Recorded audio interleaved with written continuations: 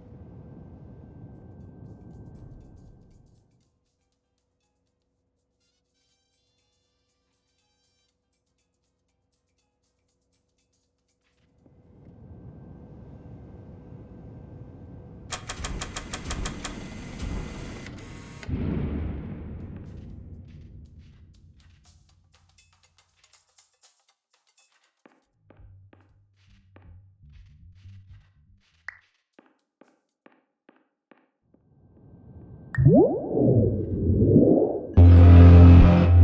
paradox from creating any refrains. Explosive dream overload may result. Please paradox overload.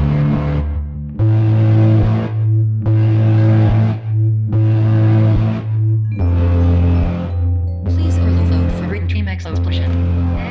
Conclusion dream overcall frame.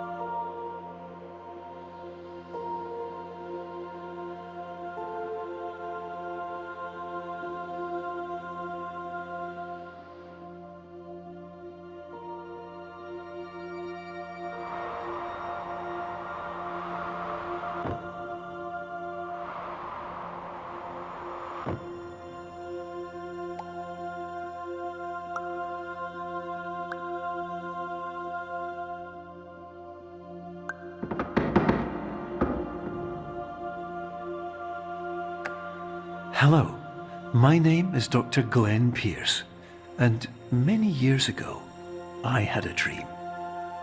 I found myself in a place where I understood that each of us begins as nothing, where everything I perceived was shaped by seeing it exactly the way I wanted to. White space.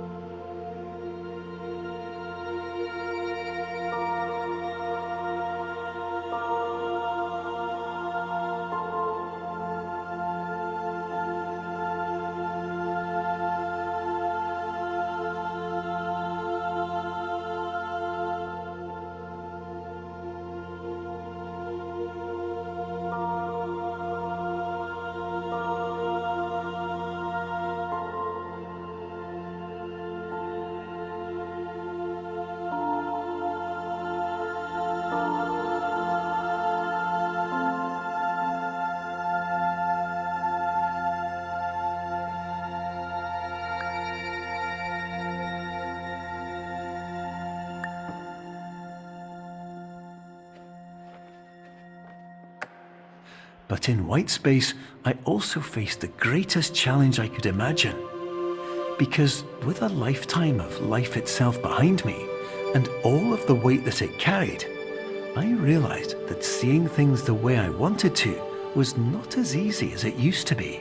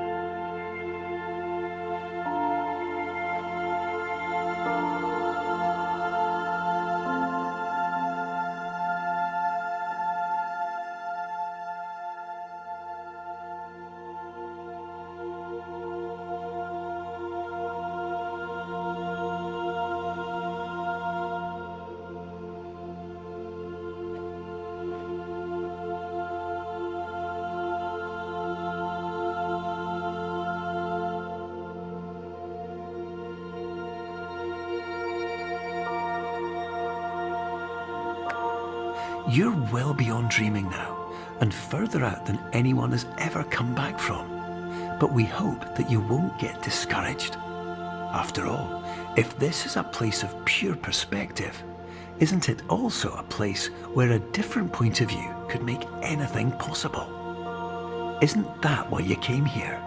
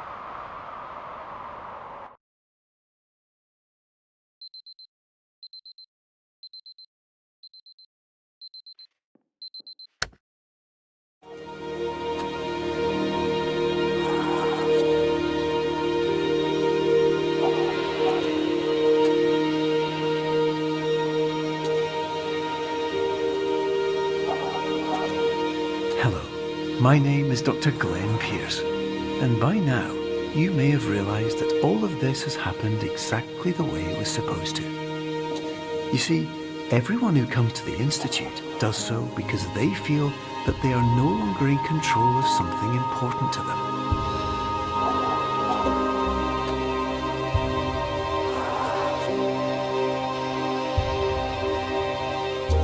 But more often than not, the problem is not that the problems we face can't be solved. The problem is that we become so afraid of failure that we refuse to see our problems from a new perspective. And so we do the same things again and again and again. And therein, of course, we find exactly the failure we were looking for.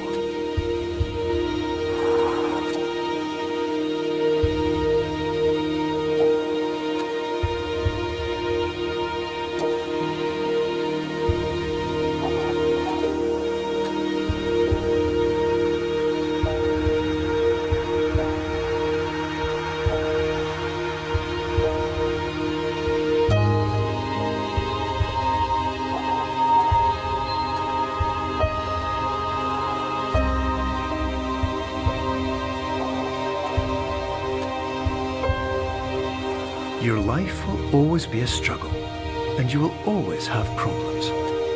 But today, you had the chance to see things differently. Even though it meant facing obstacles that seemed impossible at first, you thought outside the box, and you overcame them. Because you saw things from every angle, you understood them for what they really were. Because you kept moving forward, no matter how far off the path you were told you were headed, or how unexpected it became, you found your way.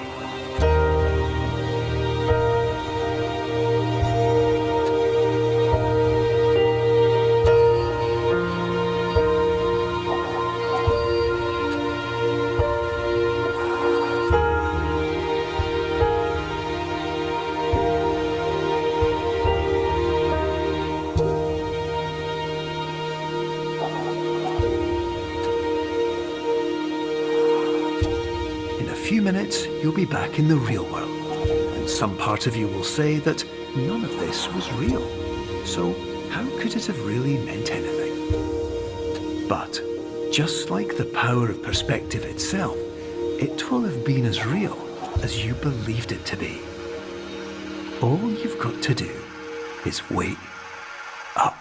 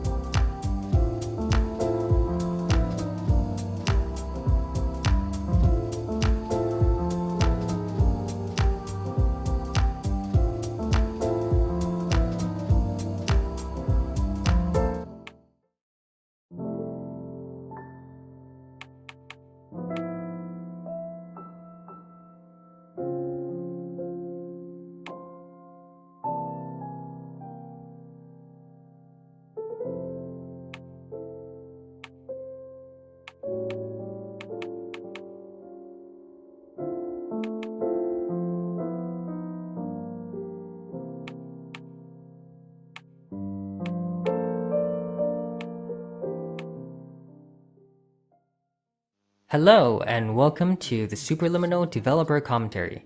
I'm Albert, Game Director of Superliminal. Myself and the rest of the team will be popping up every now and then as you play. With subtitles open, you can see who is talking and what their role on the game is. Patent-pending Somnosculpt technology provides safe and effective dream therapy while you rest in the comfort of our flagship clinic.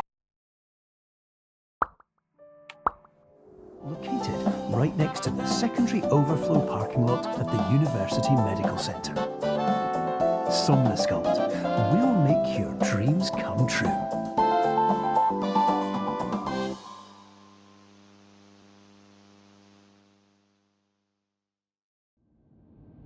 Hi, my name's Chris. I was the producer and designer on Superliminal. Hi, this is Will O'Neill, and I was the writer on Superliminal. Okay, so that very beginning of Superliminal is actually one of the last parts we finished. Throughout development, we created so many different introductions to the game. Not all of them were cutscenes, like that one, but we ended up feeling that in-game video sequence offered a really smooth on-ramp that let us set the framework for what's to come.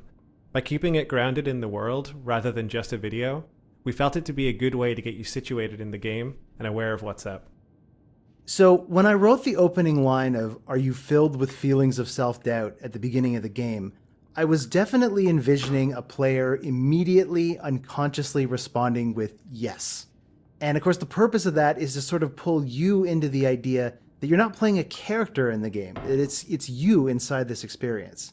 And of course, making it clear that the clinic itself is not necessarily the safest or most prestigious place to get treated creates an immediate tension, especially when the very first thing you do in the game is accidentally sign away all of your rights.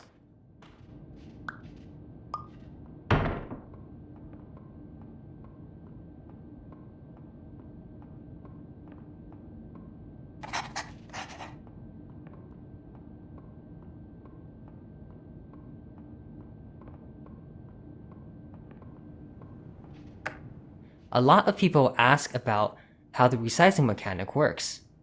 The concepts are actually quite easy. To keep an object looking the same, assume if we move the object twice as far away, it just needs to be twice as big. It's all proportional. Interestingly enough, this also works no matter what field of view you use. The hard part of this mechanic isn't the actual resizing. It's trying to figure out where the object needs to be. To do this, you need to test a weirdly shaped object with a weirdly shaped background, and trying to find the right ratio for the object to be big enough to not touch anything, while keeping everything accurate and optimized. Hey, this is Matt. I did the music and sound. This very first jazz piece in the game is called I Wonder, and if it sounds at all familiar to you, that's because you just heard its melody and chord progression in the Somnosculpt TV jingle back at the start of the game, which I called Smooth Wonder.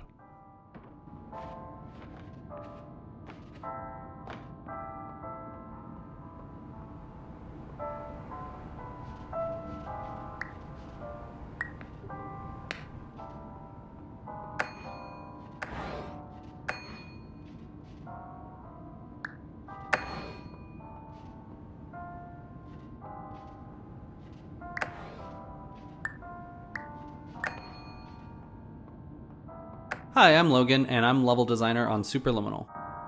A difference with the main resizing mechanic in this game is how much freedom it gives the player. This puzzle is a good example. In most puzzle games, if you put an object on a button in this scenario, the object doesn't need to be moved anymore. The key to unlock the door removes the key from the problem space. But unfortunately, in our game, you can just turn around and grab the object from any distance away. Therefore, we've gotten good at adding barriers in many places so people won't carry an object through all puzzles forever. Please note that I am the standard orientation protocol and that my voice has been explicitly chosen to remind you that I am not a part of your patient care team. I do not care. Hi, my name is Alex, and I performed gameplay programming on Superliminal.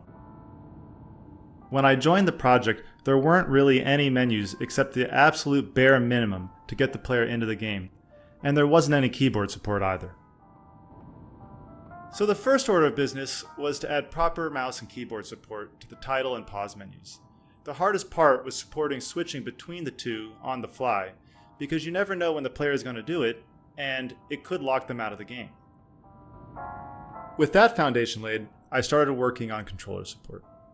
In terms of the menus, there wasn't much work to do. The pad basically acts like a keyboard. But gameplay was quite a different story. As we approached launch, we all agreed that controller support wasn't quite up to par, and so we shipped without it, adding it around a month after launch. To make controllers feel as good as mouse and keyboard, I wrote a bunch of code to modify how controller input is interpreted. For mouse and keyboard, input is more or less one-to-one mapped to player movement. So you move the mouse and the camera turns. But that doesn't feel good with controllers. Trying to pick up a very small object, say a chess piece, can be quite finicky.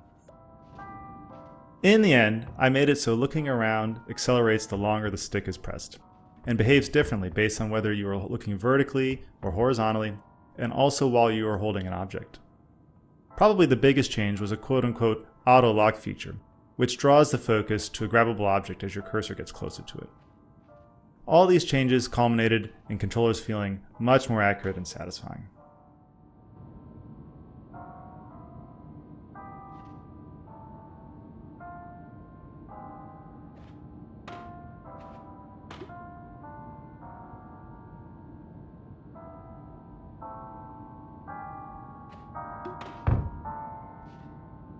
Throughout each level, we try to give subtle hints on which objects are grabbable and which aren't. This is more of an introductory level, so it doesn't have a lot of objects, but you might notice that grabbable objects, in yellow, are complementary colors to the background colors of green and beige. Suddenly, due to realizing that this is a dream. Evidence, I have already informed you that this is a dream. You did not wake up. Please complete the remaining orientation activities. There's quite a bit of foreshadowing throughout this level. We wanted to hint at the mechanics that are going to come later in the game. For example, the projection, the clone, and the portal hallways later on. Little things like that feel like visual treats when you're playing this level, but serve as fun reminders when you play for a second time that we kind of told you the whole thing all along.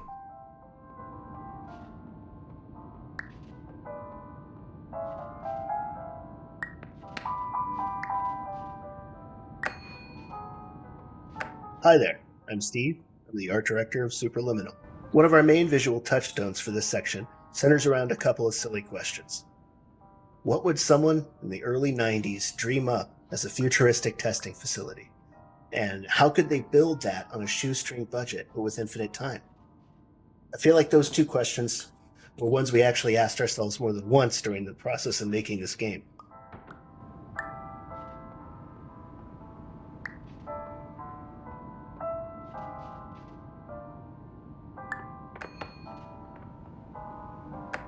When we were playtesting, we realized that players were getting tripped up on different aspects of the resize mechanic. So we tried to make each puzzle in this level teach a specific action. The cheese puzzle is our way of forcing players to make something from very small to very big, and the puzzle after that is the opposite. This broken window puzzle is to teach you how to make things small and fit through a hole, but at a distance, so you can't simply walk up to it.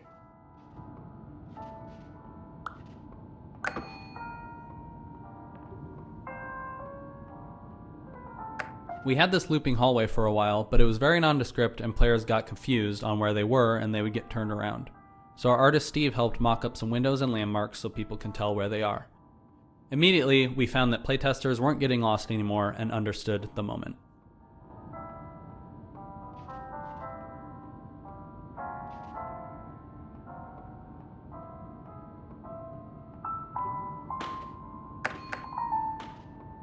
Our core game mechanic is so novel that we immediately drew comparisons to other quasi-sci-fi puzzle games.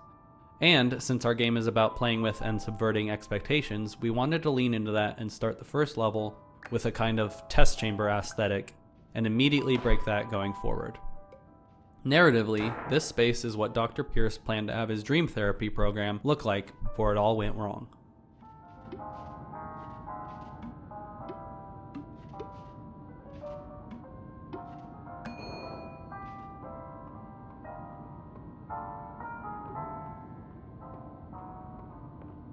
Please stand by for polite recognition on your completion of the Somnasculpt orientation.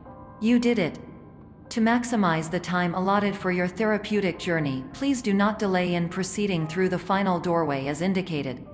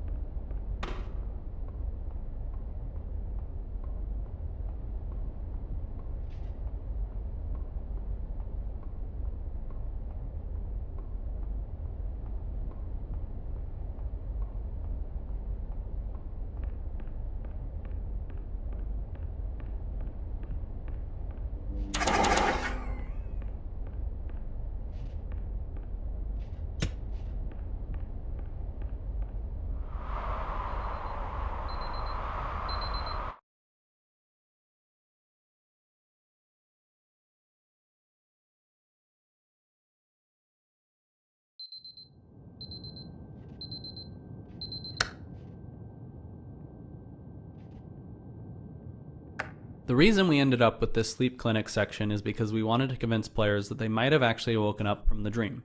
So we don't have any dreamlike mechanics you can play with until you get to the vending machine. Later on, this becomes a hub you come back to in order to emphasize the feeling of waking up from a dream within a dream.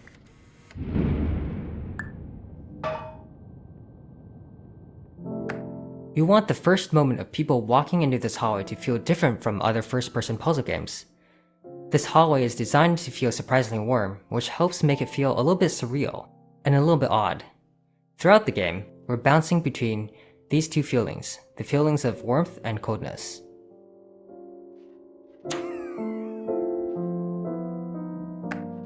So my brief for the jazz part of this soundtrack was always to do my best to emulate the iconic solo jazz piano sound of the great Bill Evans. For that, I listened to an album called Alone. My process was to try to compose my own superliminal jazz standards.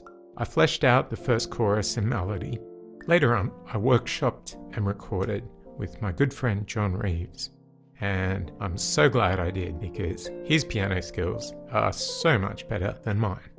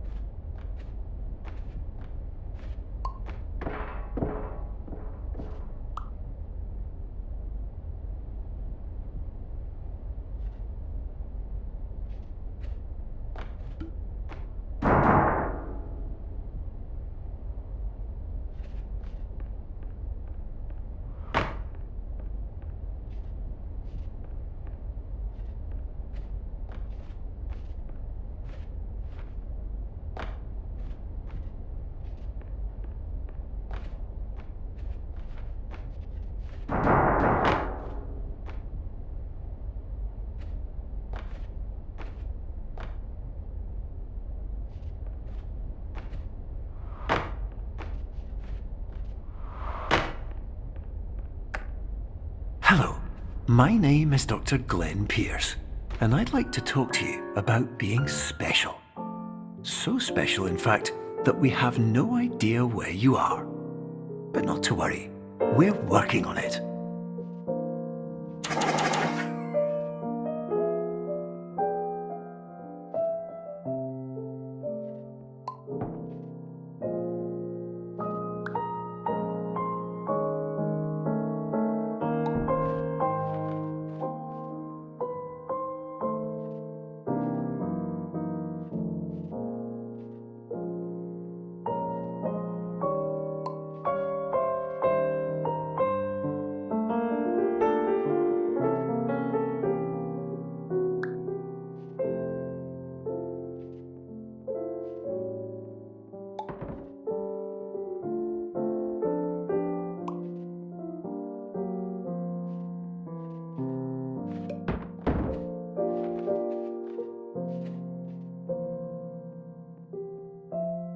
Hi, my name is Ryan, and I was the principal artist on Superliminal. Optical's Pink Hotel Hallway was the first area we nailed down visually and served as a starting point for how we approached the art for the rest of the game. We wanted enough decoration for it to be interesting to the player, yet it couldn't have too much visual noise, or else the player would get lost and overwhelmed. We made interactable objects the complementary color of the surrounding environment, which helped them pop more and feel more important. After we were happy with how this part of the game felt, the rest of the locales came together much quicker, and we required less iteration.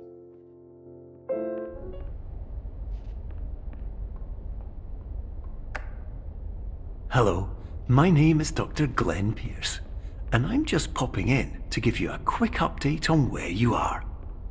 We still don't know, but please keep moving forward, and hopefully you prefer frequent updates to being reminded that you are completely lost.